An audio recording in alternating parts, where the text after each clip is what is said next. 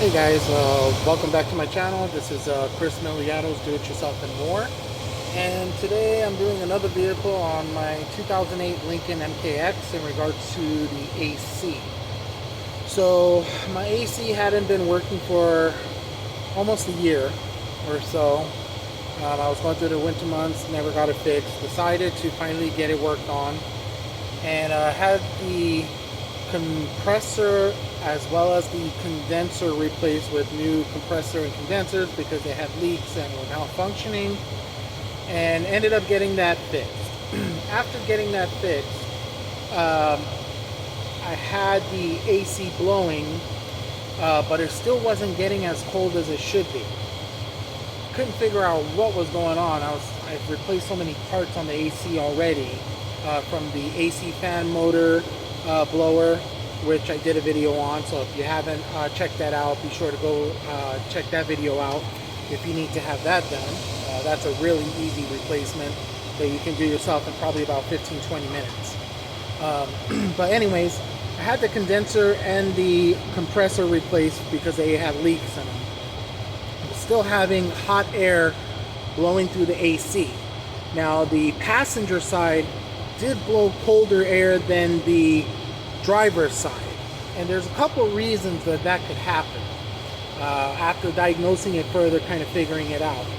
So one potential, or the most common thing that most people will say, is if you have a vehicle that has these dual temperature settings where you can like separate the temperature between the passenger and the driver, what tends to happen is there's a part that you can access through the glove box, and I don't know if you can see it up in here. I'm going to try to point to it, see if I can get it on camera, so bear with me. This part right here, if you can see that where that white piece is, that connects to how you raise the temperature when you want the heater on or you want the AC on. So when you have hot air coming through one side, whether it be the driver's side or the passenger side, sometimes this could be the culprit right here, where if you notice, I'm going to go ahead and move the temperature, and you should notice that move. So let me go ahead and raise up the temperature, and you should notice that moving in there.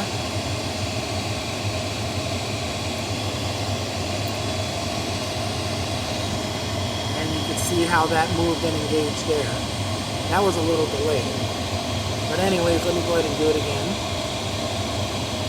Go ahead and hold that. Raise the temperature, and you can see that moving. So it is actually engaging, and it is working correctly. However, what can happen though is if that wasn't moving, then it could be that motor that controls that could be out, causing you to not be able to open up the vents to where the cold AC will come through on your vehicle. Now, being the case that this works, I knew that wasn't the problem. And it could be either on this side or on the driver's side as well. In order to access it, you have to unclip the glove box, and then you squeeze both ends in and drop it in order to access getting to the back part where that part is located inside. So if you look, let me see if I can try to turn this around. If you look, this is your AC fan motor. This is where your cabin air filter is. And to the left of that is where that piece was back there, that white piece that controls from the climate control gauges. So again, this is working fine.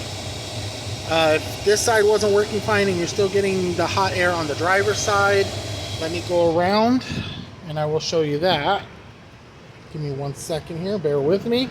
I'm trying to record this myself, so doing that sometimes is difficult rather than having somebody who could hold the camera while you're trying to do these videos. Anyways, if it was on the driver's side, this one you're not going to be able to see because it's way back up in there and it's dark. However, it should be right up in here next to the gas pedal on the right hand side. It's basically right up underneath the dashboard, and in here So it's kind of tucked away, so you can't really see it. I'm not going to take it all apart for this video because mine is working fine.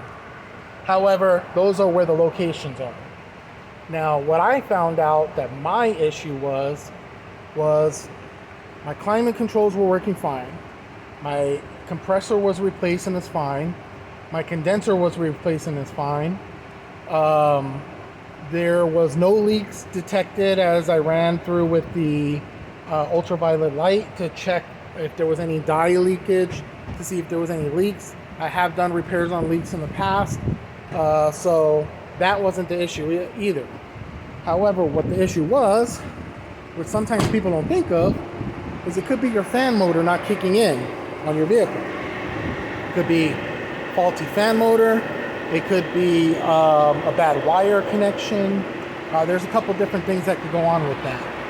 So on mine, let me go ahead and turn it around here.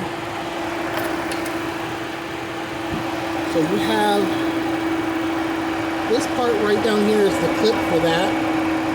And my clip was on there, but the wire might have been a little loose or something. And so the fan motor wasn't kicking on. And another thing it could have been is this part right here, the silver part, that module that's connected, that can go bad sometimes too. And if that goes bad, it won't kick on your fan motor. Now, if your fan motor is not kicking on, then what will happen is it's just going to blow hot air, regardless whether you just put refrigerant into it, regardless whether you replace all those other parts. You know, you may think that you have another part that might be bad on your vehicle, and that may not be the case. It could be the fan motor wasn't kicking on. So that was my issue, was the fan motor wasn't kicking on. And it wasn't that my fan motor was bad or the modulator on there was bad. It had to do, I think, something with the wiring. So we took off the wire, cleaned it up, kind of brushed it off, put some electrical grease inside the connector and reconnected it. Kind of wiggled the wire a little bit, and fan motor kicked right on. As soon as the fan motor kicked on, boom, I had cold AC all throughout the vehicle. So keep that in mind. If you're having an issue with your vehicle's AC not blowing cold, and you don't have any issue with the dual climate controls where those motors are not engaging, because either they could go bad or they could stick, and if that happens, you're not going to be able to raise the temperature up and down. You won't be able to open up the vent to where it can blow the cold AC air through. So if that's not your issue, and the dual climate control seems to be working fine, and you check those motors and you push the buttons up and down and can see it opening and closing or moving, then that's obviously not your issue. But it very well could be your dual fan motors, where that modulator is and that wire connector on the top, that either the wire is loose, could be frayed, could be a bad connection, or it could be that little modulator box on there that could be faulty. I did a price check on it just to see how much it was to replace that modulator should I need to in the future, and it was a little over $300. I also checked to see how much it would be to replace the dual fan motors if it came with that piece together, and it was about the same price. So kind of weird, but that's what it was. So I mean, if I had to do it in the future, I'd probably just replace the whole thing so I have brand new fan motors as well as the modulator on there, and that should fix the issue, unless you got any kind of cuts or frails in the wiring that could cause a bad connection. However, I just wanted to do this video because for a second I thought it was my dual climate control motors that were either sticking or that were broken or not working at all that had to be replaced, and after further diagnosing, come to realize it was just my fan motors that wasn't kicking in, and that's why it was blowing warm air out of the driver's side and semi-warm air on the passenger side. The passenger side did get a little bit colder than the driver's side, and usually when that happens, like I said at the beginning of this video, it could point to that dual climate control motor not working. But in this case, that wasn't the problem. The problem was my fan motors weren't kicking on, and it had something to do with that wire connection, that clip, as I showed you. So just food for thought, you know, as you're trying to diagnose, so you don't go spending buku bucks at an AC repair shop for them replacing this part and replacing that part, and it still doesn't resolve your issue. It could very well be that your fan motors are not kicking on, whether it's due to a faulty fan motor, a faulty modulator on there, or a bad wire connection. So you can check those things out first, maybe wiggle around the wires a little bit and see if that kicks on. And if you notice that your fan motor is kicking on but it's still blowing warm air, you could have a leak somewhere. Or if you've inspected those dual climate control motors underneath the dashboard of the glove box, or to the right upper side of the gas pedal on the driver's side, and if you can see those moving, they should be fine. If you notice they're not moving at all, they could either be stuck or they could be faulty and you need to replace it. So just something to think about, because in the past maybe month and a half or so, I've already put about $1,000 into this AC repair project here on this vehicle. However, both parts that I did replace did need to be replaced anyways because they had leaks. So I'm not mad about it. It had to be done. But I just couldn't figure out why it was still blowing hot air on one side after replacing the compressor and the condenser. So that could be a problem. Again, could have just been either a bad wire connection, or it could be your dual fan motors or single fan motor, depending on the vehicle you have, is not kicking over.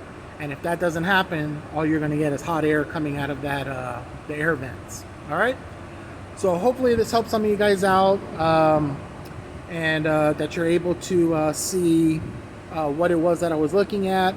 I'm going to try to piece together a second part to this video if I can, with a more direct picture of that wire connection and that little modulator that's on the dual fans. This way maybe you can see it a little bit better if you couldn't see it while I was trying to film it all in one shot. Usually I try to do all my videos all in one shot, so you can see the exact time of how long it takes to fix something or diagnose something. You're getting it in real time. I don't usually like piecing videos together, but I'm going to try to see if I could do that just so I could get a better picture, because I couldn't see with the darkness and everything that was under the hood. Anyways, hope you liked this video. Hopefully it was helpful. Check out some of my other videos in regards to replacing an AC fan motor, or doing an AC drain plug to drain out any water if you're hearing swashing going around in your dashboard when you're making left turns. That's your AC drain plug. Then it may need to be drained if there's water buildup in there, and you definitely want to do that so you don't get mildew smells and stuff like that. But again, you could go check out that video as well. Alright, as I said, I'll try to zoom in. This is the clip right at the top there. That clip right there that you see. And then to the right of that is there's a modulator that's connected to the dual fan motors. Try to zoom this out a little bit so you can see a little better. But again, clip right next to it is that modulator. You want to make sure that clip is in there really good, and if you need to wiggle it around a little bit, maybe that might get the fan to kick on if it's not working. And if if the inside has no issues and your fan is not kicking on, and you move that little wire around and it's still not kicking on, you may need to replace that modulator there, which again is about, on this vehicle, a 2008 Lincoln MKX, for the part was priced right around $300. And if you were to replace the whole dual fan motor with that part, if it comes together with it, some do, some don't, it's just about the same price.